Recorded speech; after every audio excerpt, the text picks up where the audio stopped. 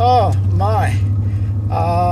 Yeah, it's Thursday morning, headed down to Bible study, and several things happened this week. Interesting. Our group is recovering from a little bit of a bout of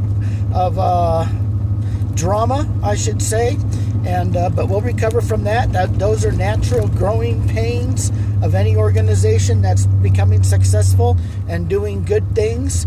You know, you get sometimes different personalities that clash. Been there, done that. So hopefully we can get all past that, and that'll work out really good. And went to the BOCC meeting, the study session. Wow, Tuesday morning, I believe it was the 19th. And holy smokes, Liane Jollon was there from San Juan Health Basin. And what a pitch. She had a PowerPoint presentation that was, that must have cost a lot of money to prepare and to rehearse for. I mean, she had this thing down with the little laughs and the hand gestures, and all the time what she's prepping us for is there's going to be another event, and we need to be better prepared. And they realized the mistakes that they had done during the last pandemic, let's call it. What a term. Holy smokes. But anyhow, they realized that they had done several things wrong. They didn't have enough testing and more locations. They needed more distribution locations for the vax. They needed the counties, La Plata and Archuleta, to be more on board with this agenda and to believe, and she didn't come out and say the science, but to believe the technology that the health department and pharmaceutical community are doing, and they're to be trusted, and there should be no question of what they're doing. And she promoted this. And she also taught, in that PowerPoint presentation, she also showed how much money that they're getting from foundations. Whoa, okay. If everybody knows what foundations are, they know exactly what that means, and that is scary. And of course, she's reaching her hand out at the same time, asking for money. But, I do have to hand it to Ronnie and Warren that they did stick up and say, hey, this is a violation of people's rights. They have the right to choose. And I have to tip my hat to them for saying that. I'm surprised, but they did, so that's good. Maybe that's where their line finally is. And that's sad. Should have been a lot further back. But anyhow, and Liane responded, oh, yeah, that's right. But, we have to all jump on board for this event, which everybody has their pros and cons about what just happened. But what just happened was a crime. Agree or disagree with it, it was a crime what was done to us. And being able to take our rights away to choose, shut down churches, if they need to improve what has happened, that means more of these restrictions and are going to come. Businesses are going to shut down again. They're going to go probably back to the masking of different types, and they're going to try and make it mandatory through state laws and legislatures that everybody has to take this thing. So folks, be ready. Be ready. And if you don't have a strong enough sheriff that's going to say no and stop them at the border, then shame on you. I don't care if it's me, but somebody needs to stand up and say, this is frickin' enough. Because these are our rights that are being taken away, folks. And you can't just go along with this anymore. Look what it did to our schools. We got a couple years of of kids going through school that never went to school, and they graduated. Holy smokes. That is very dangerous. We cannot allow that to happen to our children again. And parents need to stand up and be more aggressive this time, because they weren't the last. Holy smokes. Don't let this shit happen to our children. Come on now. Oh, well, anyhow, I'm sorry I get all razzle-dazzled here, but it is. It's very emotional, and it's very scary what's happening to us, and people aren't seeing it. This is genocide on a global scale. I don't know much more to say than that. And these things are timed release. They attack the immune system. And so you start getting a variety of different cancers. You start getting a variety of different respiratory diseases. You start getting different diabetes, different kidneys. I mean, different things depending on what it weakens in your immune system is what it goes after. The information's out there. It's there. Take the time and look for it and find it, and then be your own judge, because ultimately the decision is yours. That is your right. Nobody should have a right to tell you what you can and cannot do with your body. And that's the bottom line. So anyhow, but at least please take a look, and see. If not for you, for your children, if you have children, or your grandchildren, if you have grandchildren,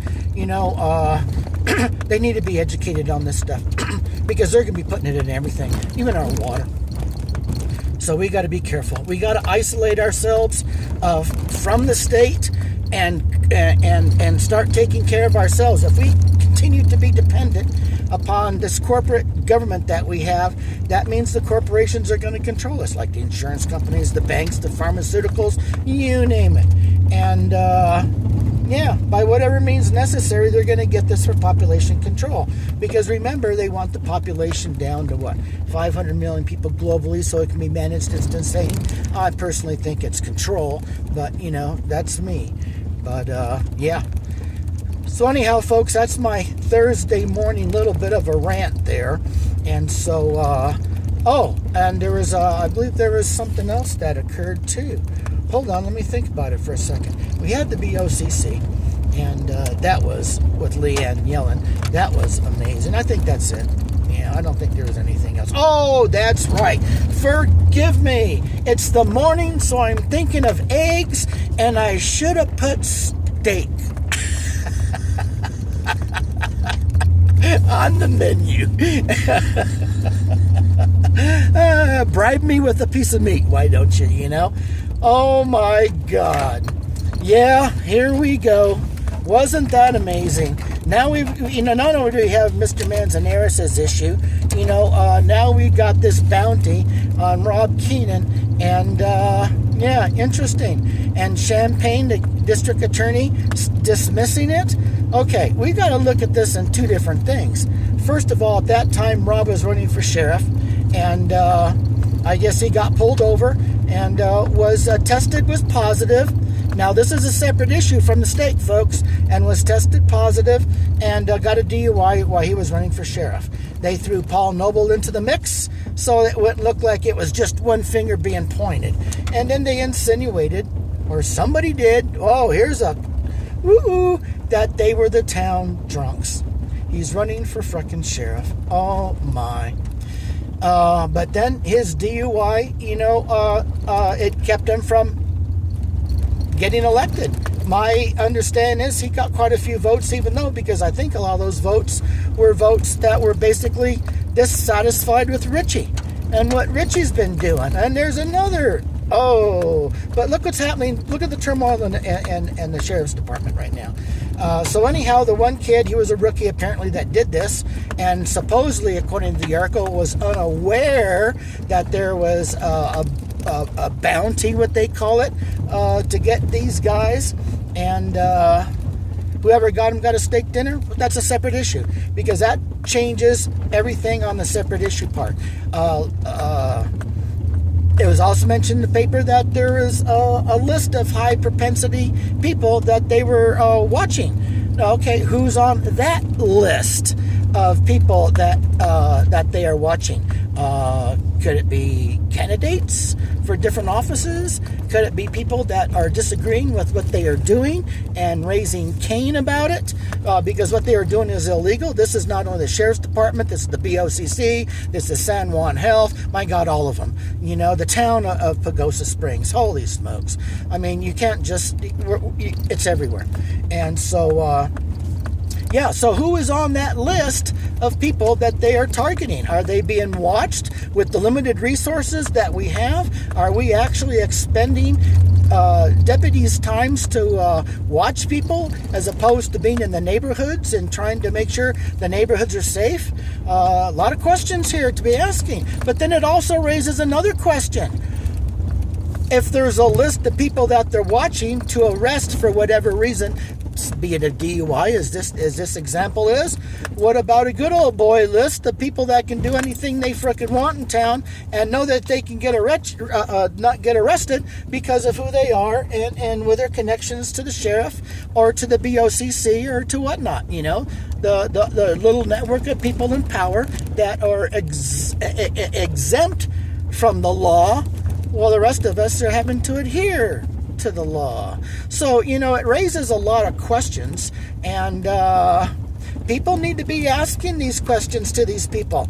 No longer sit down. I've been telling you for months now, you need to get up and start getting involved in doing something and start finding out what the hell is going on in our community if we're going to save our community and take it back. I mean, yeah, we got to remove this stuff, folks, and it's not going to be easy. And that's why I want to form an Archuleta County posse. And that posse will consist of any abled man, body, anybody over 18 years of old, man, woman. And we will deputize you. We will train you in a variety of instances that may occur, is how to act and how to treat people, because actually we work for them. We are here to protect and serve, and that is very, very, very important. And bumpy in the road, bumpy in the road. That is very, very important. And we will also we will teach the Constitution and rights, because we're going to go back to common laws that we design ourselves. We will pick and choose what statutes, get rid of most of them. You know, there's some good statutes, we will utilize those, but we will no longer call them statutes. We will incorporate those things into our common law. And that's really simple, you know, because there's always variables, there's always gray areas, and you can't be specific. And that's where the juries come in, folks. You're going to have to be volunteering to be on the jury. And I think our older population, including myself, can volunteer to be on these juries, and we got some good referees that we'll use as judges, so we can determine on a case-by-case basis, you know, what needs to be done. And it's not always fines and jail time, but it could, you know, there's a lots of things you give back. You know, it depends on the injured party's situation and what happened, because the injured party has to be made whole. Lately, the injured parties, and I've known this firsthand, get the shitty end of the stick. Yeah, and you're just trying to, hey, what the hell's going on here? You know, wow, I'm the one that's injured, and he's getting the benefits, and he's getting the better deal than me? Holy smokes, that's been going on. Oh, how many of you can relate to that one? I'm sorry I laugh, but when I get frustrated, I'd sooner laugh than build up stress.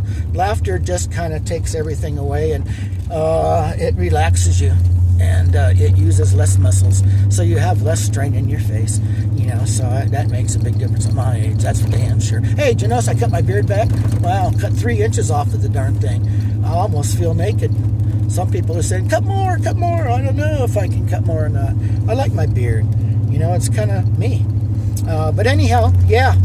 So we have to wonder about these things, and we have to make a decision here pretty quick. I mean, we got the Republican and Democratic primaries coming up. And there's another story I got for you. One more story. You know, a lot of you were upset because I didn't, you know, get my fingerprints and blah, blah, blah and all that stuff.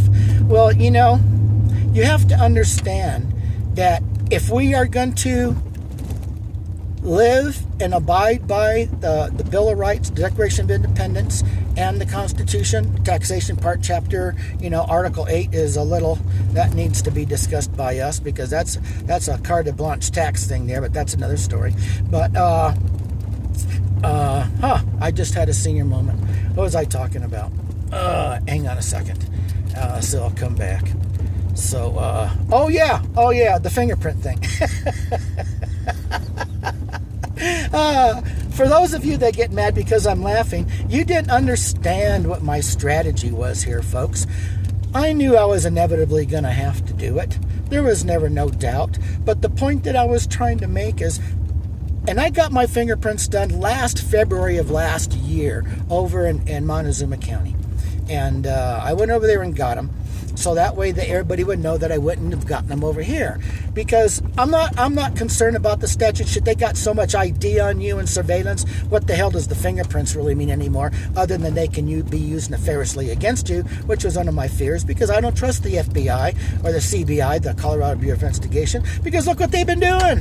Holy smokes. And to give them your most personal information to do with what they please, that was the issue, people. It was signing this separate document, and that basically you didn't have to give your fingerprints. It was voluntary, but if you didn't, then you couldn't get on the ballot.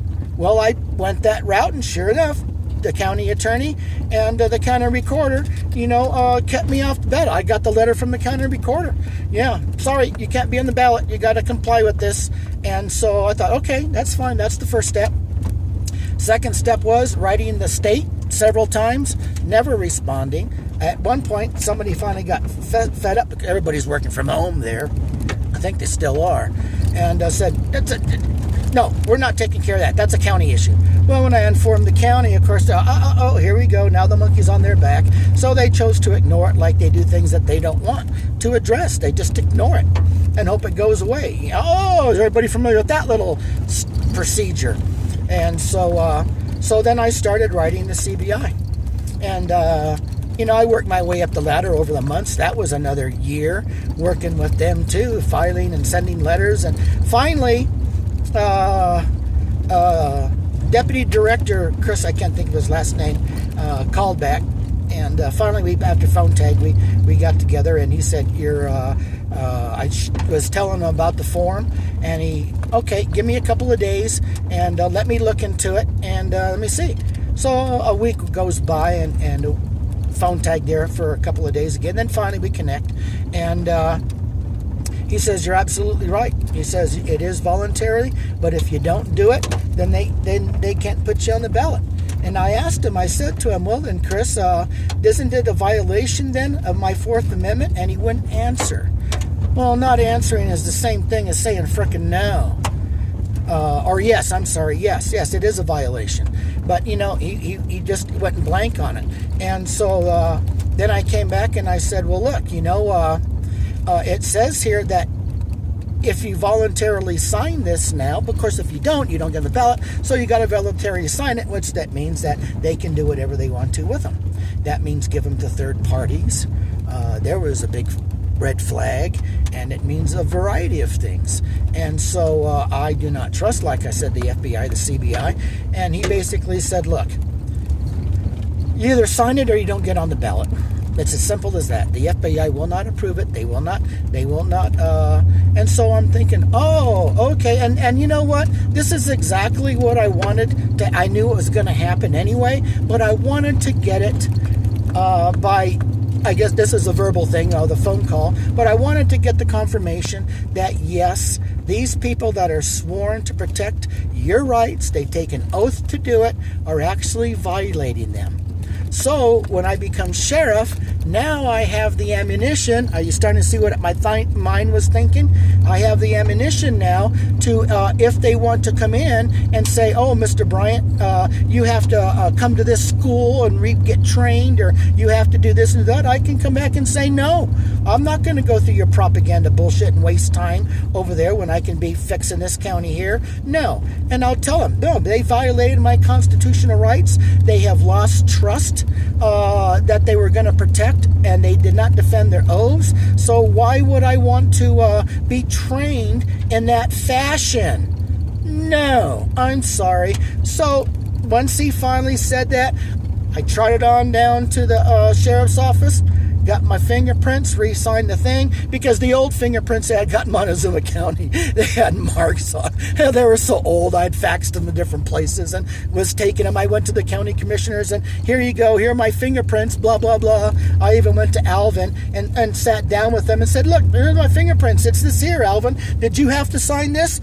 He didn't remember, because he was a deputy too, for most of you that don't know, and was pretty much put there by Richie, and I hate to say Warren was too. to, in spite of the fact that Warren stuck up for the Constitution the other day, which I was totally taken back, but okay, I guess that's their line, because yeah, they are absolutely right. This is a violation of your free will and free choice. And no, okay, I'm not going to credit them anymore because so many other places they have violated tremendously. Oh, and that brings up the other topic of the county courthouse. I've been an advocate that that's our building. Not for a couple of people to make a decision for and to sell it or to rent it or to lease it or whatever they're going to frickin' do. That should have been our choice, folks. That should have been an issue that the town or the county should have resolved because that was our money. And if we wanted to sell it, rebuild it, do whatever, it should be your choice and my choice, not a couple of people that are going to benefit from this. And then they did it illegally. Holy smokes. They allowed that bidder from Texas to come in after the bidding date had closed and submit his bid, and they held it back. The local contractors were pissed, and then they said, well, they extended the date again to another Friday, which is Friday before last, or last Friday, and the guy still won. He came in and overbid him. And so I don't know if it was up to $600, whatever the hell the price is. It's still cheap. Holy smokes. And we're going to end up paying for that. Yes, we are. Because now at that building, there'll be a lease that will be set up for the county employees that are there. And all their records. And all the records of the sheriffs are down there. This is going to be a frickin' nightmare. Because they're going to have to move all this stuff now. Move the different departments of the county. And where are they going to go? Where they're going to go up to old man Harmon's park up there, and they're going to build it up there, and that's going to be the new center. And that's not what Fred Harmon envisioned for that land to be when he donated it to the county. This is bad enough putting the jail and the courthouse there, but now they're going to be building all the county complexes there, and you wait and see. They'll come before you and pretend, yeah, well, let's let the people vote, or they'll just say, no, people voted down the courthouse twice, we can't go there, let's just go ahead and allocate the money without their choice, even though they're responsible for it. We'll pay these high interest rates, and pretty soon that bill to the county after the courthouse and the jail, and now all these complexes, we're going to be pushing between $70 and $100 million. Holy smokes, between 12 to 14,000 people in this county. Do the math, people. Yeah, do the math. And they sold this place for a song. Now our little town is, over the years, from 20 years from now, is going to be Aspen and Vail, and all of us locals will be serving the rich people, that those of us that are left trying to tolerate that shit, because they'll take that downtown and they'll make it exclusive. They'll make it so freaking expensive. Oh, does that sound like Vail and Aspen and Telluride? That we will never be able to use our own community. That can't be allowed to happen. No, that building has to be taken back. That man's got to be reimbursed, and we need to say no, and we need to make that decision ourselves. You need to call him up and go, what the frick did you just do? Really? Can you imagine the traffic going down there then? Especially if they make it to one lane with the bike path on one side. Oh, shit. I'm sorry. I gotta laugh. But I only found out when I did go to that BOCC meeting. I took Roger's cell phone here and wanted to film it, and I didn't realize, since it's an older phone, it only had 30 minutes of footage, so I'm sure I'll be limited here pretty quick too. So if it shuts off, that's it. The video's dead. Just a pre-warning here, because I'm on a rant. And but yeah, that building should have been ours to discuss. We could have even just kept it the way it is, and just keep working on it and trying to trickle it back, because they have bled our county already for the jail and the courthouse, and I guess the sheriff's department budget is over budget now, and so there's reviews on that. So it's just like they're just spending like there's no tomorrow. And ultimately, we are going to pay. This is blatant disregard for us, our money, This is not showing any respect to us. It's just a blatant squeezing of every dollar that they can, and and everybody's going to suffer because this is a low-wage town. People were given incentives, and during when the businesses were shutting down and people were getting more money sitting on their ass at home than they would be if they were out working that they were doing before, and the whole paradigm just kind of shifted upside down. So it's going to be hard to get a grasp back on that, but that's it. So anyhow, there's my rant for this morning, and I say good morning to you. You can see it's starting to get light outside. So okay, folks, you have a good day. Think about those things, and let's hope we can get this up next week. All right, bye-bye.